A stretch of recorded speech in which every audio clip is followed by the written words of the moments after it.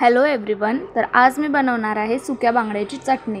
तर त्याच्यासाठी मी आता इथे मसाल्यांसाठी काय काय वाटण तयार करून घेणार आहोत. तर त्याच्यासाठी काय काय लागतं हे मी आता एका थाळीमध्ये घेतलेलं आहे. तुम्ही बघू शकता इथे मी सुके बांगडे घेतले 3, त्याच्यानंतर कांदे टोमॅटो घेतलेला आहे आणि ह्या साईडला मी ओले खोबरे धने जिरे तीळ वगैरे घेतलेलं आहे.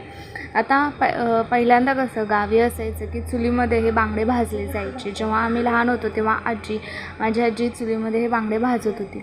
पण आता इकडे सिटीमध्ये आता चुलीचं ऑप्शन तर काय नाही आहे. त्याच्यामुळे मी आता हे गॅसवरती बांगडे छान असे भाजून घेते. त्याच्यानंतर मी ते भाजून ते क्लीन करून घेतले आणि तुम्ही बघू शकता इतकेच निघलेले आहेत. तर आता आपण मसाला भाजून घेऊया.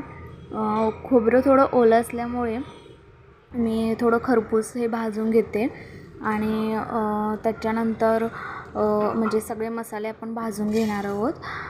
आता मी ॲड केलेलं आहे तर तीळ जिरे धणे पण आपण भाजून घेऊयात.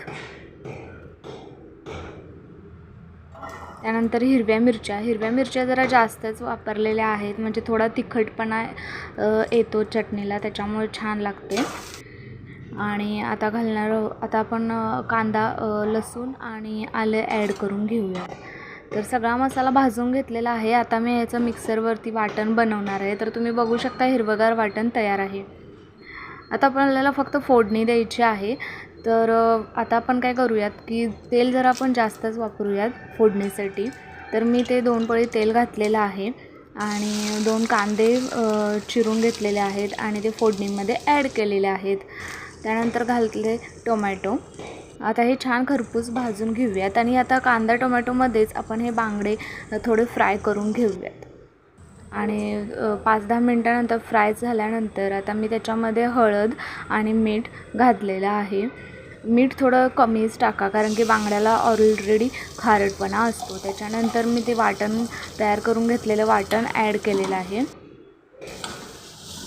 ते चांगलं छान तेलामध्ये मिक्स करून घेऊया. 2-3 मिनिटे परतून झाल्यानंतर खूप सारं म्हणजे एक बाऊल मी ह्याच्यामध्ये पाणी ॲड केलेलं आहे कारण की तो बांगडा शिजायला पण हवा.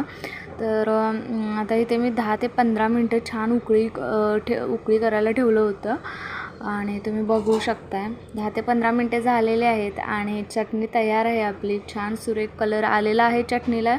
आणि आता ही गरमागरम चटणी तुम्ही गरमागरम तांदळाच्या भाकरीसोबत ज्वारीच्या भाकरीसोबत इव्हन चपातीसोबत पण तुम्ही सर्व करू शकता. आणि उन्हाळ्याच्या सीझनमध्ये हे सुक्या बांगड्यांची चटणी ही प्रत्येक घरामध्ये बनते.